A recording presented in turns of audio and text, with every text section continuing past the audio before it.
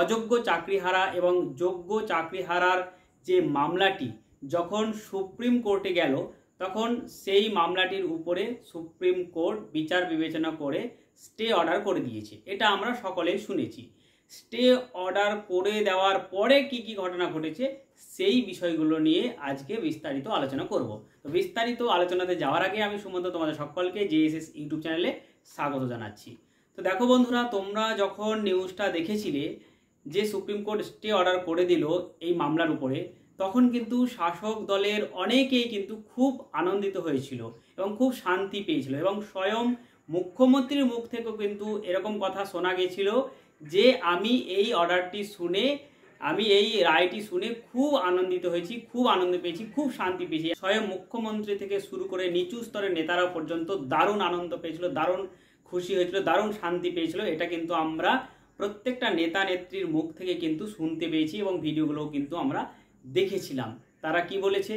তারা বলেছে যে নৈতিকতার জয় হয়েছে, তারা বলেছে যে সত্যের জয় হয়েছে, অনেক কিছুই বলেছে।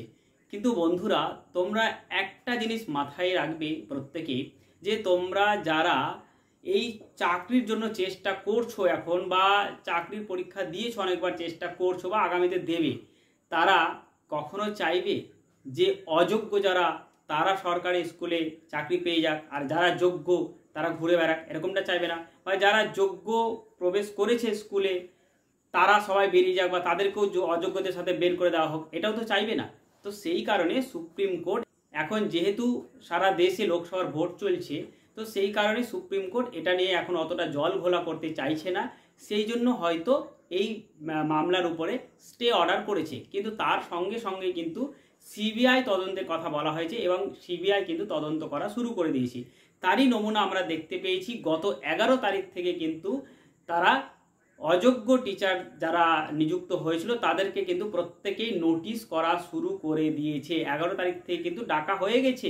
11 তারিখ ডেকেছে, 11 তারিখ হাজির হয়েছে, অনেকে 12 তারিখ হাজির হয়েছে, 13 তারিখ হাজির হয়েছে। এরকম কিন্তু অযোগ্য টিচারদের কাছে কিন্তু প্রত্যেকের কাছে নোটিশ চলে যাচ্ছে। এবার প্রশ্ন হচ্ছে যে সিবিআই কি করে বুঝলো, কিসের ভিত্তিতে বুঝলো যে এরা অযোগ্য, কিসের ভিত্তিতে বুঝলো যে এরা অযোগ্য এবং তাদেরকে নোটিশ পাঠালো? তো সেই বিষয় নিয়ে আমরা নেক্সট কোনো ভিডিওতে তোমাদেরকে জানকারি দেবো। আজকে আমি তোমাদেরকে বলছি যে তাদেরকে কিন্তু নোটিশ দেওয়া শুরু হয়ে গেছে এবং তারা কিন্তু নিজাম প্যালেসে হাজিরা দিচ্ছে। এবার তাদেরকে সেখানে কি কি জিজ্ঞেস করা হচ্ছে এটাও কিন্তু আমরা জানতে পেরেছি।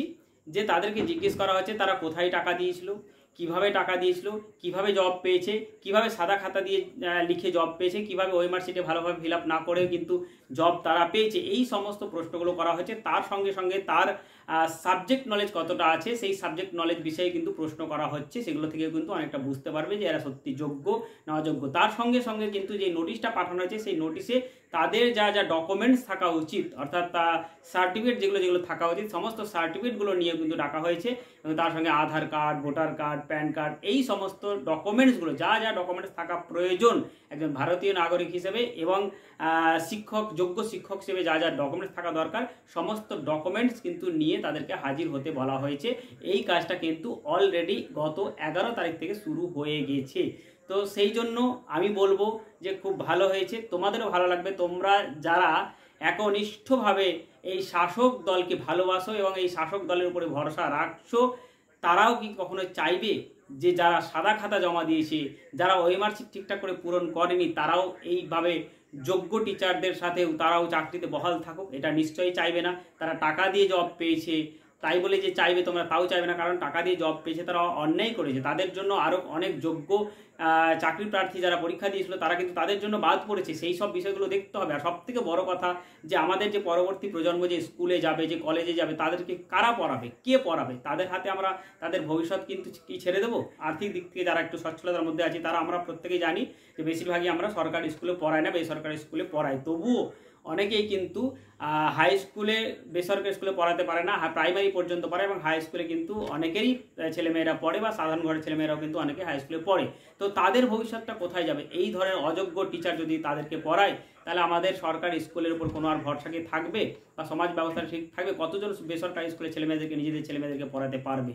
তো সেই কারণেই কিন্তু যদি দেখতে হয় তাহলে কিন্তু সরকারি স্কুলগুলোকে আমাদেরকে বাঁচিয়ে রাখতে হবে, এবং আমাদের প্রত্যেকেরই দায়িত্ব যে সরকারি স্কুলগুলোকে বাঁচিয়ে রাখা এবং সরকারি স্কুলে যোগ্য শিক্ষক নিয়োগ হোক, এটাই কিন্তু আমরা চাইবো, প্রত্যেকেই চাইবো। তো যাই হোক, যেটা হচ্ছে সেটা একদমই ভালো নয়। আর যেটা সুপ্রিম কোর্ট করছে সেটা একদমই ভালো করছে, একটু ভেবে চিন্তে বিচার বিবেচনা করে তারা অবশ্যই ভালো রায় দেবে, এটা আমরা প্রত্যেকে আশা করি। যে শাসক দল যেভাবে এখন আনন্দ করছে সুপ্রিম কোর্টের এই রায়টা নিয়ে, তাদের সেই আনন্দ খুব একটা বেশি দিন আর নেই। এই কারণে নেই যে যখন ডাকা শুরু হয়ে গেছে, যখন তলব করা শুরু হয়ে গেছে নিজাম প্যালেসে, তখন কিন্তু সমস্ত সোর্সের ক্ষেত থেকে ভূতগুলো ধীরে ধীরে বেরিয়ে আসবে। কারণ আমরা প্রত্যেকেই জানি যে কান টানলে কিন্তু মাথা আসে, তো কান টানা শুরু হয়ে গেছে, মাথা খুব তাড়াতাড়ি আসবে এবং তাদের যথাযোগ্য ব্যবস্থাও কিন্তু নেওয়া হবে এবং সুপ্রিম কোর্টও একদম সঠিকভাবে ভেবেচিন্তে ভালো রায় দেবে, অর্থাৎ আশানুরূপ রায় দেবে সুপ্রিম কোর্ট, এটা আমরা অবশ্যই প্রত্যেকেই আশা রাখি। যাই হোক, আজকের এই ভিডিওটি এই পর্যন্তই। যদি এই ভিডিওটি দেখে তোমরা উপকৃত হও বা ভালো লাগে, আমার কথাগুলো ভালো লাগে বা আমি ঠিক বললাম কি বললাম না, তো তোমরা অবশ্যই কিন্তু লাইক এবং কমেন্টের মাধ্যমে আমাকে জানাবেন। আর এই ধরনের জানকারিমূলক ভিডিও নিয়ে আবার খুব তাড়াতাড়ি আমি তোমাদের সামনে উপস্থিত হচ্ছি।